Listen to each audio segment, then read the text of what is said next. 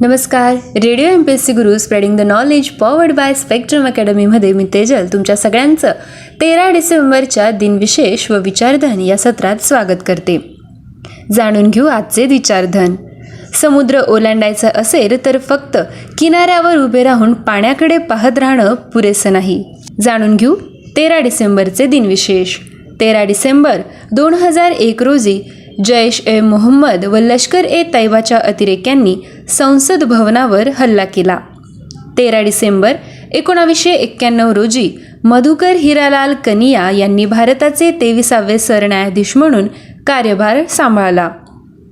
13 डिसेंबर 1941 रोजी दुसऱ्या महायुद्धात हंगेरी व रुमानियाने अमेरिकेविरुद्ध युद्ध पुकारले.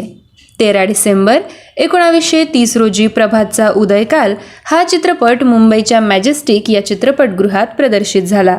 आधी या चित्रपटाचे नाव स्वराज्याचे तोरण असे होते, परंतु तो सेन्सॉरमध्ये अडकल्यामुळे त्यात बरीच काटछाट करावी लागली व त्याचे नावही बदलण्यात आले. 13 डिसेंबर 1955 रोजी गोव्याचे मुख्यमंत्री मनोहर पर्रीकर यांचा जन्म झाला.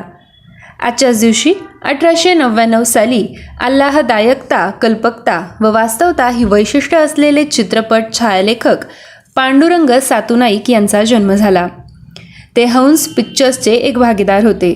छाया, धर्मवीर, 1937चा प्रेमवीर, 1938चा ज्वाला, ब्रह्मचारी, ब्रँडीची बाटली हा 1939चा चित्रपट, देवता 1939चा सुखाचा शोध, लग्न पाहावं करून हा 1940चा चित्रपट, 1940चा अर्धांगी हा चित्रपट, पहिला पाळणा भक्त दामाजी हा 1942चा चित्रपट, पैसा बोलतो आहे हा 1943चा चित्रपट, 1944चा रामशास्त्री, 1945चा लाखाराणी, चिराग कहा, रोशनी कहा इत्यादी अनेक चित्रपटांचे उत्कृष्ट छायालेखन त्यांनी केले. त्यांचा मृत्यू 21 ऑगस्ट 1976 रोजी मुंबई येथे झाला. 13 डिसेंबर 1804 रोजी कोशकार व शिक्षण तज्ज्ञ मेजर थॉमस कँडी यांचा जन्म झाला. मराठीत विरामचिन्हे वापरण्यास त्यांनी प्रथम सुरुवात केली. इंडियन पिनल कोडचे त्यांनी मराठीत भाषांतर केले. त्यांचा मृत्यू 26 फेब्रुवारी 1877 रोजी झाला होता. 13 डिसेंबर 1780 रोजी जर्मन रसायनशास्त्रज्ञ योहान वुल्फगँग डोबे रायनर यांचा जन्म झाला. त्यांचा मृत्यू 24 मार्च 1849 रोजी झाला होता.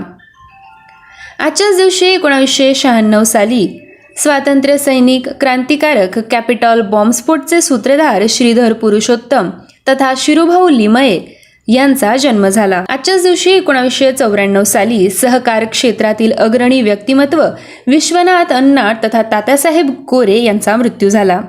वारणा परिसराच्या विकासाचे ते शिल्पकार होय. वारणा सहकारी साखर कारखान्याचे संस्थापक आणि यशवंतराव चव्हाण यांचे ते निकटचे सहकारी होते.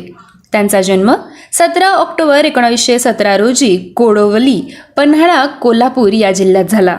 आजच्याच दिवशी 1986 साली अभिनेत्री स्मिता पाटील यांचा मृत्यू झाला.